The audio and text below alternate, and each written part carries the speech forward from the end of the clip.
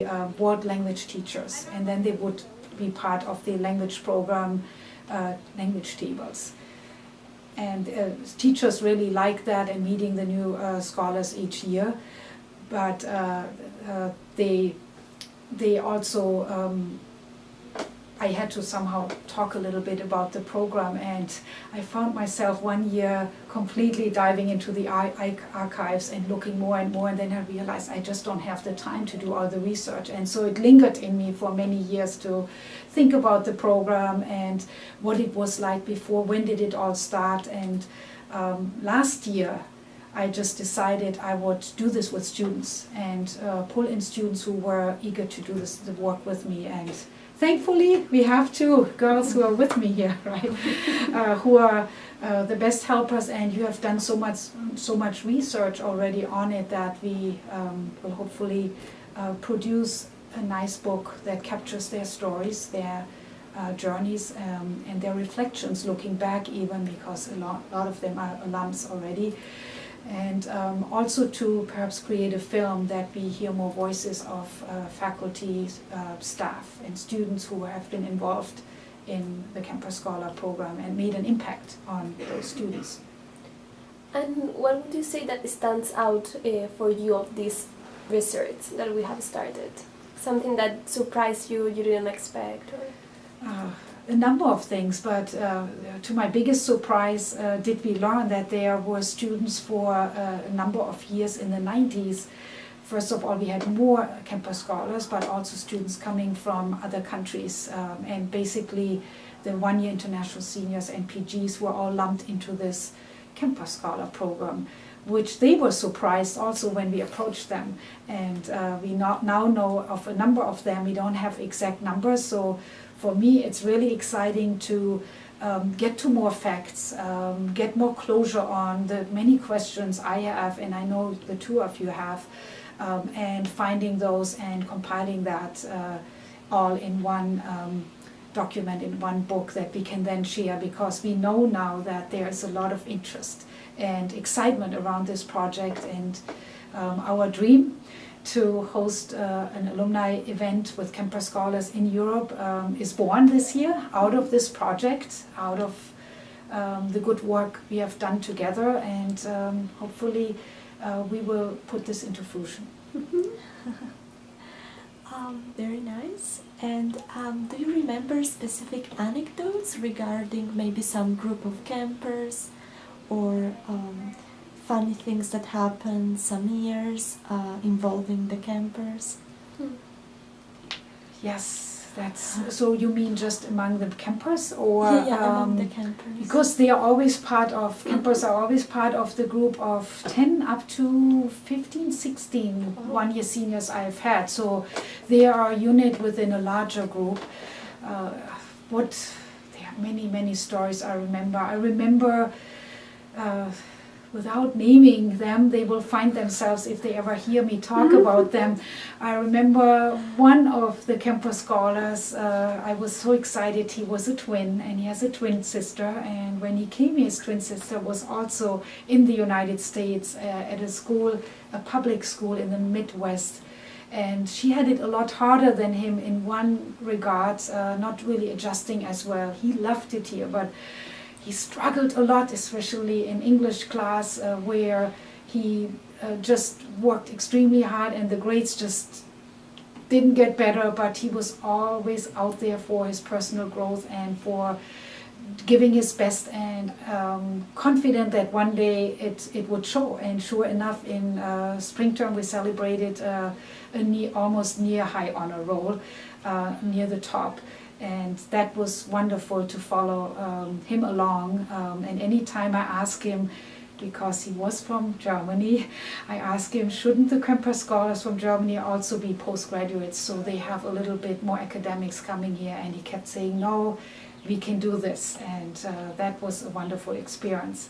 I remember another student from France who just was wonderful to work with. He was one of, I think, the only one who got himself in his first term on the International Club Board, and he was selected new student representative, and he came in and he set his mark on the international club. He started the Andover Camper Facebook page, which is still alive today, and with his friend from Spain, camper friend from Spain, they made it alive during the school year, and they are still on it.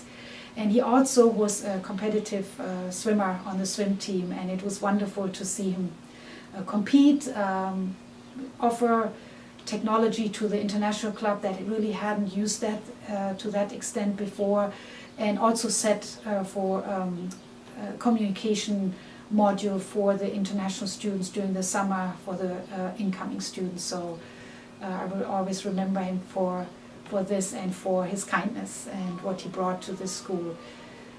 Then there are many others I will have to think. I remember of one student who, and we heard that story from Dr. Vidal, did not want to write a personal essay in fall term, and it was mid-fall term, I believe.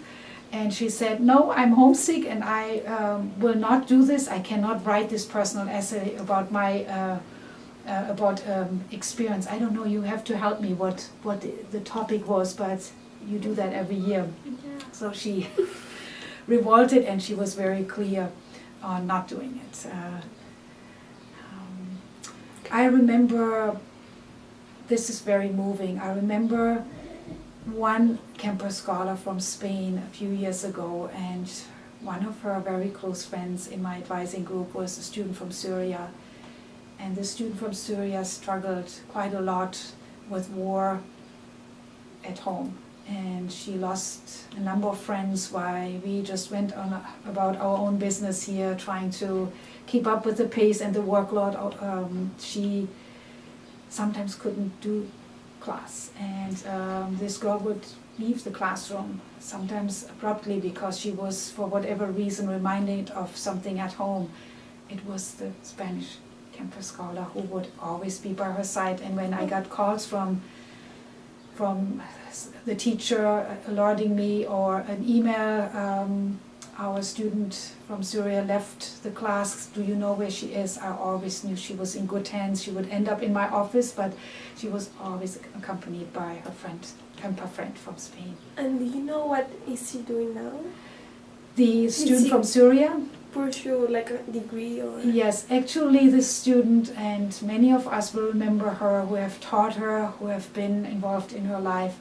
She actually had US citizenship, and when I reminded her of this wonderful privilege she had coming here directly from Syria, she did not want to accept that. She kept telling me, I'm Syrian first, and she ended up not going to college following her year here at Andover, and went back home. I think family mattered to her, her parents were important to her, and she also wanted to be very independent in college. And I did not hear from her till last year when you came here. And remember, I read to you a few sentences, and that was the student who had not emailed me, not gotten in touch with me, because, as she said, she had nothing good to say, and she had really hit rock bottom back in Syria until the day she found from a note on Facebook, scholarships for Syrian girls, and she applied. She got a scholarship, a very prestigious scholarship, and she's now at a school in Montreal, at a college, and got a full scholarship, and is very happy. And that's what did she share with me to pass on to all students. Remember, your time is precious at Andover, time flies by, make the best out of it. And I know the two of you did. And then we know that the community at Andover is truly diverse. For example, as you told us before, next year there will be a girl from Somaliland, which is like not a very, let's say, popular country. It's a newborn country. And do you remember other students coming from like less known places where usually it's like students don't really come from in American boarding schools or colleges?